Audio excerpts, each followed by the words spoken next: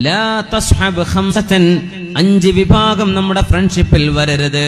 അൽ കദ്ദാബ്, നുണ പറയുന്ന ആളുകള്. നുണ പറയാ വലിയ ഡേഞ്ചറാണ്.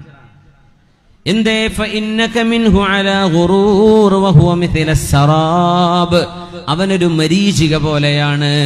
വെള്ളം ഉണ്ടോന്ന് വിചാരിച്ച് നടക്കുമ്പോ മരുഭൂമിയിൽ നട്ടുച്ച നേരത്ത് വെള്ളം പോലെ തോന്നുന്നതാണ് മരീചിക.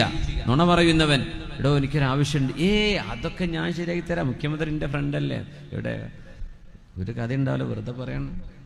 നിങ്ങളിങ്ങനെ വിചാരിച്ചിരിക്കും പഠിച്ചനോ ശരിയാക്കി തരും, പറഞ്ഞു പറ്റിക്കും. എന്ത് കാര്യം റെഡി എന്നാ പറയാ. കഴിയുന്നത് റെഡി എന്ന് പറഞ്ഞാൽ പോരാ, അവനെ കൊണ്ട് പറ്റാത്തതിനെ കൊണ്ട് പറ്റില്ല എന്ന് പറഞ്ഞാൽ വേറെ ആളെ നോക്കാം. പക്ഷേ ഈ നുണ പറയുന്നവർ എന്ത് ചെയ്യും? നമ്മളങ്ങനെ ഒരു ലെവലിൽ ഇങ്ങനെ നിർത്തും. നമ്മളിങ്ങനെ പ്രതീക്ഷ വെച്ച് അവസാനം ഒരു കുഴിയിലേക്കായിരിക്കും ചാടുക. വഞ്ചിക്കപ്പെടുന്നതാണ് നുണ പറയുന്നവരങ്ങനെയാണ്. വിശ്വസിക്കുക. ഒരിക്കൽ നുണ പറഞ്ഞാൽ ഒരു മനുഷ്യന്റെ വില നഷ്ടപ്പെട്ടു എന്നാണ്. പിന്നെ ആരാ മനുഷ്യനെ ശ്രദ്ധിക്കുക? നുണ പറഞ്ഞാൽ കദിബ് പാടില്ല. ദൂരെ കിടക്കുന്നത് അരികത്ത് ഉള്ള പോലെ അവൻ പറഞ്ഞു തരും, അരികത്തുള്ളത് ദൂരെയാക്കാനും അവനെ കൊണ്ട് കഴിയും. ഫ്രണ്ട്സുകൾക്കിടയിൽ കുഴപ്പങ്ങൾ ഉണ്ടാക്കാൻ കഴിയും നുണ പറയുന്നവർക്ക്. നുണ പറഞ്ഞോ ഉടനെ ഫിൽറ്റർ ചെയ്തേക്കണം. വലിയ വിഷയം. വേറെ ഒക്കെ നമുക്ക് സഹിക്കാൻ പറ്റിയേക്കാം, പക്ഷെ നുണ പറയുന്നത്. നബിയെ, ഒരു മുഅ്മിനായ മനുഷ്യൻ വ്യഭിചാരം ചെയ്തേക്കുമോ? ഒരു പക്ഷേ ചില ടെംപ്റ്റേഷന് വഴങ്ങി വ്യഭിചാരം ചെയ്തേക്കാം. നബിയെ, ഒരു മുഅ്മിനായ മനുഷ്യൻ മോഷ്ടിക്കുമോ? ഒരു പക്ഷേ ഗതികേടുകൊണ്ട് അവൻ ചെയ്തിരിക്കാം. നബിയെ, മുഅ്മിനായ മനുഷ്യൻ നുണ പറയുമോ? കല്ലാ, ആ മുഅ്മിനായ മനുഷ്യന് നുണ പറയാൻ കഴിയില്ല എന്ന് മഹാനായ റസൂലുള്ളാഹി സ്വല്ലല്ലാഹു അലൈഹി വസല്ലം. നമ്മുടെ മക്കളൊക്കെ ശരിക്കും പഠിപ്പിക്കണേ. മക്കള് ചെറിയ വിഷയത്തിൽ നുണ പറഞ്ഞ് നമ്മൾ ശ്രദ്ധിക്കാണ്ടിരുന്നാൽ അവർ വലിയ നുണ പറയും. പിന്നെ അതിന്റെ മീതയാവും, പിന്നെ വലിയ വലിയ സംഭവങ്ങളായിട്ട് മാറും. അല്ലാഹു കാത്ത് രക്ഷിക്കട്ടെ. ഒന്ന്, നുണ പറയുന്നവൻ. മഹാനായ ജഅഫർ സ്വാദിഖ് തങ്ങൾ പറയുന്ന 5 വിഭാഗത്തിലെ രണ്ടാമത്തേത് അൽ അഹ്മഖ്, ബുദ്ധിയില്ലാത്ത ആൾക്കാര്. കാരണം നമുക്ക് ഉപകാരം ചെയ്യണമെന്ന് വിചാരിച്ച് അവർ ചെയ്യുന്നത് ഉപദ്രവമായിരിക്കും.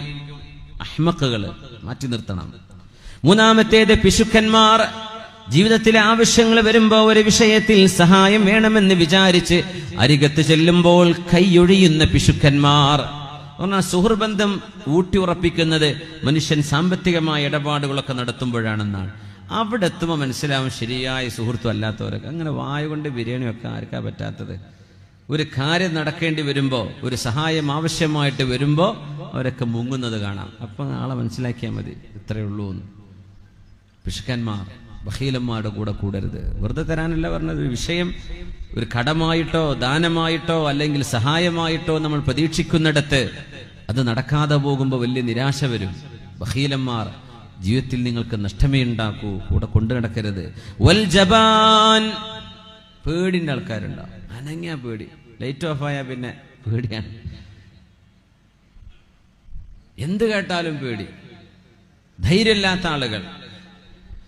അത്തരം ആളുകൾ ഒരു പ്രതിസന്ധി വന്നാൽ നിന്നെ ശത്രുക്കളെ ഏൽപ്പിക്കുകയും അവർ ഓടി രക്ഷപ്പെടുകയും ചെയ്യും. അതുകൊണ്ട് പേടിത്തൊണ്ടന്മാരായ ഭീരുക്കളെ നിങ്ങൾ സുഹൃത്തുക്കളായി കൊണ്ടു നടക്കരുത്. പിന്നെ പറഞ്ഞു അഞ്ചാമത്തേത് വൽ ഫാസിഖ്. കാരണം തിന്മ ചെയ്ത് നടക്കുന്ന ആളുകൾ ഫാസിഖീങ്ങളാണ്, തിന്മ പരസ്യമായി ചെയ്യുന്നവര്. അവര് നിങ്ങളെ ഒരു നേരത്തെ ഭക്ഷണം കണ്ടിട്ട് നിങ്ങളവരെ വിറ്റേക്കും മറ്റുള്ളവർക്ക്. അവർക്ക് കാശ് കിട്ടുന്ന വിഷയം കണ്ടാൽ നിങ്ങളുടെ രഹസ്യം ചോർത്തിക്കൊടുത്തേക്കും, നിങ്ങളെ ശത്രുക്കളെ ഏൽപ്പിച്ചേക്കും. അതുകൊണ്ട് തിന്മ ചെയ്യുന്ന ഫാസിഖീങ്ങളുടെ കൂടെ കൂടല്ലേ. അതുപോലെ തന്നെ ഭീരുക്കളായ ആളുകള്, അതേപോലെ ബഖീലന്മാർ, പിശുക്കന്മാർ, ബുദ്ധിയില്ലാത്തവര്, നുണ പറയുന്നവര്, ഈ 3 വിഭാഗം ആളുകൾ നിങ്ങളുടെ സൗഹൃദ ബന്ധങ്ങളിൽ ഉണ്ടാവല്ലേ എന്ന് മഹാനായ ജഅഫർ സ്വാദിഖ് റഹ്മത്തുള്ളാഹി തആല അലൈഹി